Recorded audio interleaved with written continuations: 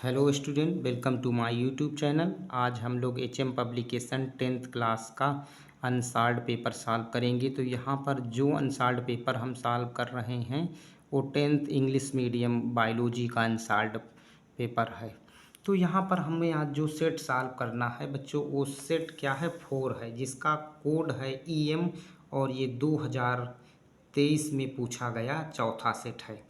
तो यहाँ पर हम बायोलॉजी सेक्शन सॉल्व करेंगे। तो यहाँ पर हम देखते हैं कि कौन कौन से इसमें क्वेश्चन पूछे गए हैं इस पेपर में। तो आप देखिए यहाँ पर पहला क्वेश्चन क्या पूछा गया है बच्चों 2023 में। तो यहाँ पर पहला क्वेश्चन पूछा गया है, water and mineral is absorbed by roots are transported in plants by xylem, phloem, stomata, cambium. तो आप जानते हैं वाटर एंड मिनरल किसके द्वारा एब्जॉर्ब किए जाएंगे, रूट्स के द्वारा, और ट्रांसपोर्ट किसके द्वारा किए जाते हैं, जाइलम टिश्यू के द्वारा किए जाते हैं। तो यहाँ पर ऑप्शन पहला क्या है, सही है। So option A is correct. दूसरे नंबर क्वेश्चन में आप देखेंगे कि in healthy human the normal blood pressure या BP इज। तो इसमें तमाम ऑप्शन दिए गए हैं, जैसे 140/90 है, दूसरा आप देखेंगे 140/100 है, फिर अगले ऑप्शन में देखेंगे 120/80, फिर 150/85 है। तो यहाँ पर जो हमारा सही ऑप्शन है 120/80 mmHg होना चाहिए, क्योंकि मरकरी के प्रेशर पर नापते हैं। तो यहाँ पर हमने इसे सही में लिख करके आपको दिया है। यहाँ पर ऑप्शन क्या है, C क्या है, करेक्ट ऑप्शन है। अगला क्वेश्चन बच्चों आप यहाँ पर देखेंगे, बताया गया है female sex hormones is term as androgens, insulin, estrogens, none of this. तो यहाँ पर कौन सा हार्मोन्स है फीमेल में, तो आप देखिए क्या है, वो एस्ट्रोजेंस हार्मोन्स है, इसलिए ऑप्शन सी क्या है, करेक्ट है। अगला क्वेश्चन आप देखिए कि 17 नंबर का, as per Mendel which one of the following genotype will be express tall stem and wrinkled seed in peas या पी प्लांट में। तो यहाँ पर देखेंगे कौन सा ऑप्शन सही है, सही। तो कैपिटल TT, कैपिटल RR, इसी तरह स्मॉल TT, कैपिटल RR है, फिर capital TT, small RR, capital small TT, small RR। तो यहाँ पर टाल पूछा है स्टेम, तो वो क्या होगा, कैपिटल TT है यहाँ पर देखिए। और क्या है, ब्रिंकिल्ड सीड, स्मॉल RR, इसलिए यहाँ पर ऑप्शन C क्या होगा, करेक्ट होगा। ठीक है, तो हमने यहाँ पर ऑप्शन C क्या किया, करेक्ट करके दिखाया है। C ऑप्शन सही यहाँ पर। अगला question 18 number, sexual reproduction by binary fusion takes place.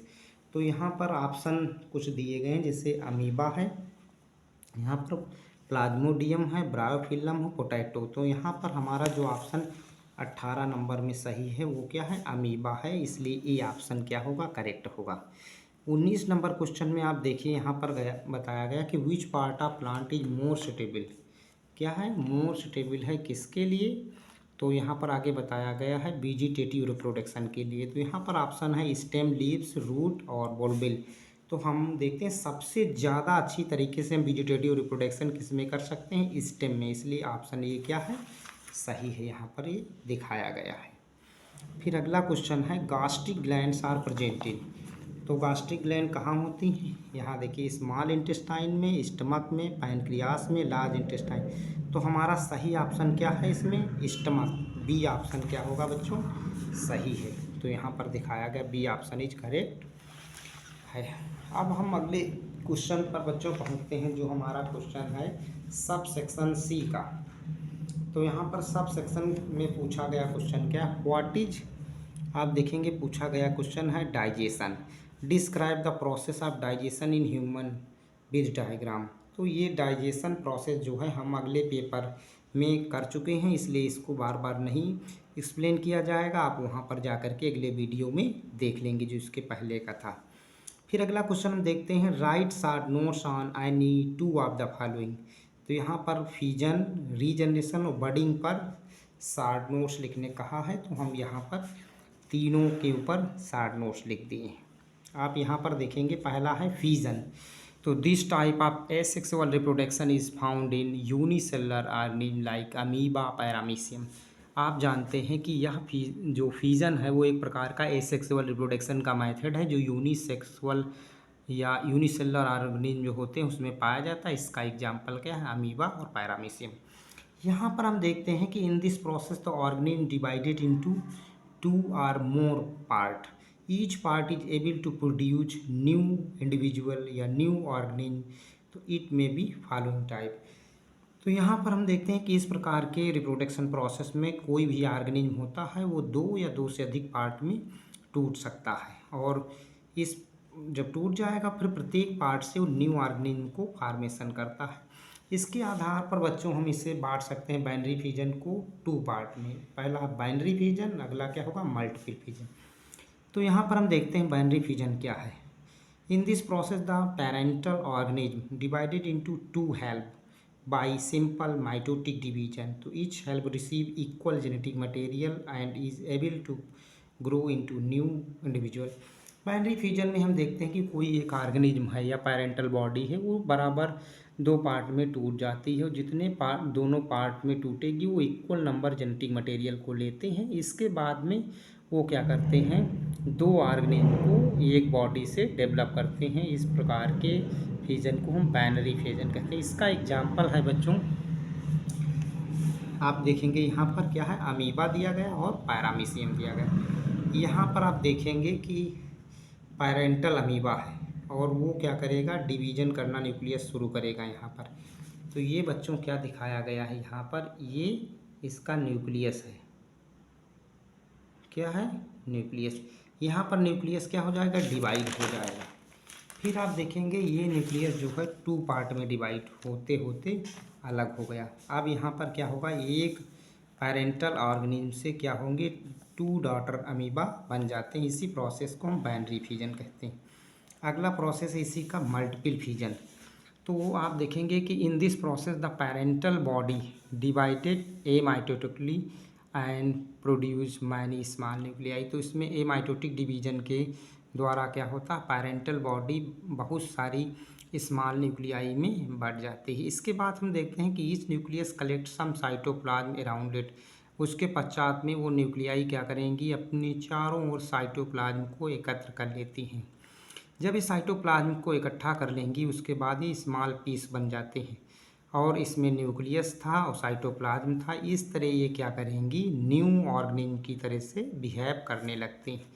ऐसा हम देखते हैं तो देखने को प्लाज्मोडियम और मोनोसिस्टिस में मिलता है। अगला प्रोसेस क्या है बच्चों, रीजनरेशन। तो ये भी इस पर आपको कमेंट्स लिखने के, टिप्पणी लिखने दिया गया है। तो इन दिस प्रोसेस ऑल फ्रेगमेंट और पार्ट, जितने भी इस प्रोसेस में हम देखते हैं कि ऑल फ्रेगमेंट मतलब सभी टुकड़े या क्या होते हैं, parental are separate from the body develop a new plant और न्यू एनिमल्स। यहाँ पर हम देखते हैं किसी जीव के जितने भी पार्ट हो जाएंगे या उसके सेगमेंट हो जाएंगे वो क्या करते हैं, न्यू ऑर्गेनिज्म बनाते हैं। ऐसा हम प्लांट और एनिमल्स में देखते हैं। फिर यहाँ पर देखते हैं कि रीजनरेशन इज डेवलपमेंटल प्रोसेस है, इन्वॉल्व ग्रोथ, मार्फोजेनेसिस एंड डिफ्रेंसिएशन, ठीक, ऑफ टिश्यू।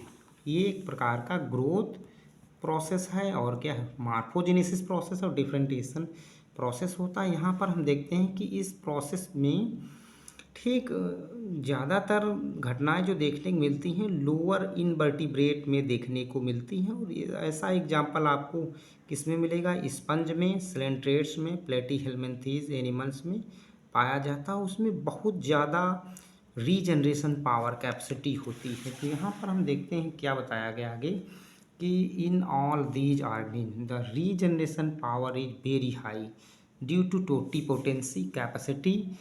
तो यहाँ पर हम देखते हैं रीजनरेशन पावर बहुत ज़्यादा पाया जाता है, उसका कारण है टोटिपोटेंसी सेल्स का पाया जाना। और इसमें हम देखते हैं कि जो ये एक प्रकार का एसेक्सुअल रिप्रोडक्शन का मेथड है रीजनरेशन, जिसमें ठीक न्यू ऑर्गेनिज्म बनता है। इसका एग्जाम्पल बच्चों क्या है, हाइड्रा है। तो हम देखते हैं हाइड्रा की बॉडी अगर कई पार्ट में कट जाती है फिर प्रत्येक पार्ट से एक न्यू ऑर्गेनिज्म डेवलप हो जाता है, बस उसमें साइटोप्लाज्म और न्यूक्लियस होना चाहिए। लेकिन हम यहाँ पर देखते हैं कि बताया गया है कि प्लेनेरिया एक प्लेटीहेल्मिन्थीज का एनिमल है जिसमें बहुत ज़्यादा कैपेसिटी रीजनरेशन की पाई जाती है। अगला इसमें जो कमेंट लिखने पूछा गया था वो था बडिंग। तो हम इसमें देखते हैं क्या है कि in this process the parental animals produce a small projection out from its body this process is called bird और मिनिएचर एनिमल्स कहलाते हैं।